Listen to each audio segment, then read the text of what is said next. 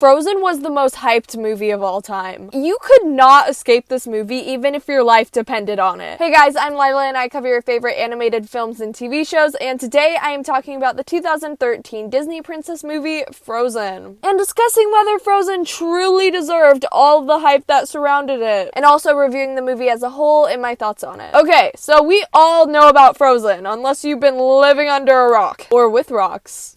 Get it? But like all Disney princess movies, it was based off a fairy tale story. And no, it was actually not by the Grimm's brothers for once, but instead Hans Christian Andersen, titled The Snow Queen. So you guys have all heard about this movie and probably seen it once or twice. But if you haven't watched it in a while, here is what actually happens in the movie. Okay, so we start off with two little girls named Anna and Elsa playing in the snow. But it's important to note that the snow is actually coming from Elsa's magical ice powers. And while they were playing in the snow, Anna decided to be a dumb little brat and not listen to her sister, which ended up with Elsa accidentally striking her with magic, hitting her in the head. So basically, all of Elsa's trauma could have been avoided if Anna wasn't so annoying. But back to the story, their parents decide to go to literal rocks to get some advice on how to heal Anna, and also about what to do about Elsa's powers. So then the rocks proceed to traumatize Elsa, making her scared to death to use her powers, and proceed to wipe away some of Anna's memories. So then these children's lovely parents thought it was healthy to separate their daughter from all the outside world. Not just some people, but everyone. Even her own sister, like, come on. But yeah, her parents kind of suck now that I think about it. So then we get to the Do You Want to Build a Snowman song, which ends with their parents dying, of course. I mean, it's a Disney movie. We have to throw it in somewhere. I mean, maybe it was for the best because these parents are terrible. They not only trapped one of their daughters, making her afraid of herself, but both of them. Anyways, after 18 years of being isolated from the world, Anna is pumped to meet some new people at Elsa's coronation. Or more like meeting any people for once in her life. Listening to The First Time in Forever makes me feel like Anna represents me making plans and actually leaving my room, versus Elsa representing when I actually have to do said plan. But that's when we meet Prince Hans of the Southern Isles. Okay, first red flag, he's a ginger right off the bat. Oh shoot, well I guess Anna's a ginger as well. Okay, two red flags cancel each other out, so I guess it's fine. But moving on, Elsa becomes queen, and Anna and the dude she just met have a sappy little love song, where he ends up proposing to her, because it's a Disney movie. And Anna proceeds to ask Elsa for her blessing to get married to a guy she just met. And like any rational person ever, she says no. What the heck?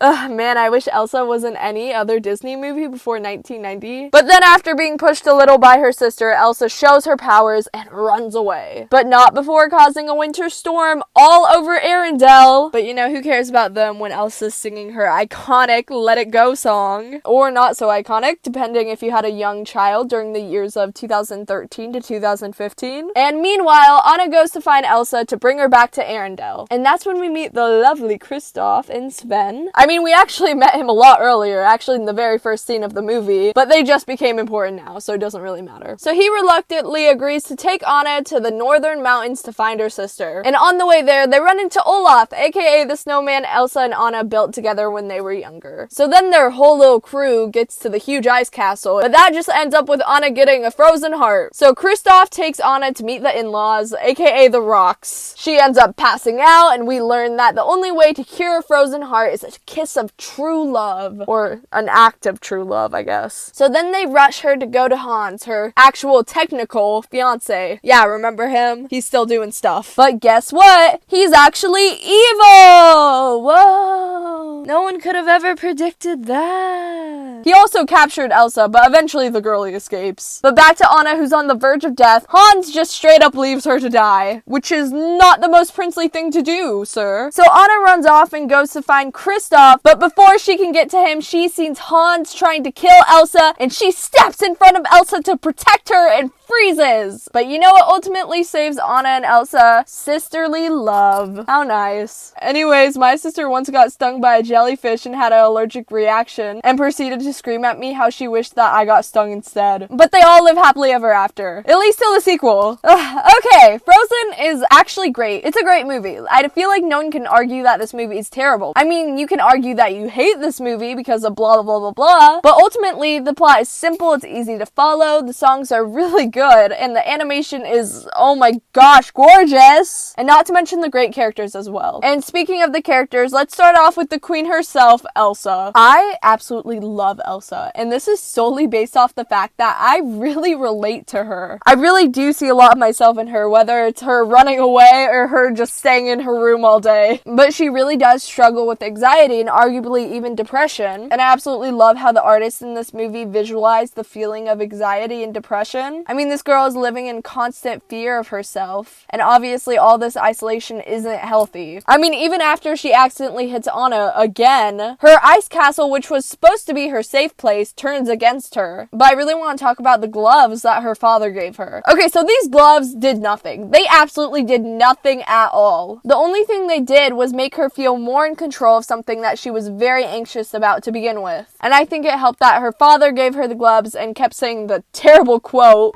"Conceal it. Don't feel it. Don't let it show."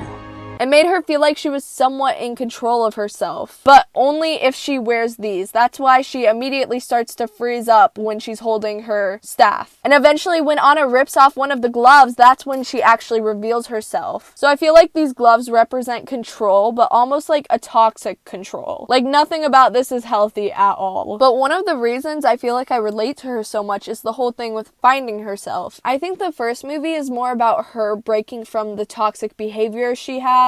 And even when she thinks she found herself, she didn't actually find herself. So even in the second movie, she's still trying to do that because she doesn't know who she is and she doesn't know where she belongs. And I feel like that's a really relatable message for a lot of people. But moving on to the happier of the two sisters, Anna. Anna is actually really likable throughout this whole movie, which I was extremely surprised about, considering I thought she was extremely annoying in Frozen 2. But that's a whole nother video for another day. But make sure to comment down below if you guys want me to do a review on Frozen 2. Anna definitely has a lot of weird quirks that the animators make sure to point out, which I absolutely love. But man, Kristen Bell is such a good fit to play her voice actor. I may be somewhat biased saying this considering I absolutely adore Kristen Bell, all the way from Veronica Mars to The Good Place, but I really didn't expect her to be such an amazing singer. And Anna actually gets the most songs out of anyone in this whole movie. You know what, now that I think about it, all the voice actors in this movie are incredible. Like, this is a great cast of actors and singers. But I want to touch on the villain of this whole movie, who, surprise, surprise, ended up being Hans. I think Frozen kind of kicked off the twist villain renaissance in Disney films, which isn't necessarily a bad thing, but even rewatching this, it's probably like the weakest point for me out of the whole movie. Hans's character is just kind of weird because he had the opportunity to kill Elsa if he really wanted to, and he wouldn't have gotten any of the blame, the storm would have ended, and he could have ruled, married or not, over all of Arendelle. And also, why is he smiling like that if he didn't have an actual genuine interest in her? I don't know, I'm just like not a big twist villains person, simply because it never delivers as well as I feel like it should. But you know what, who knows, maybe back in 2013 when I first watched Frozen, I was flabbergasted by this man. I haven't really talked about Olaf at all, simply because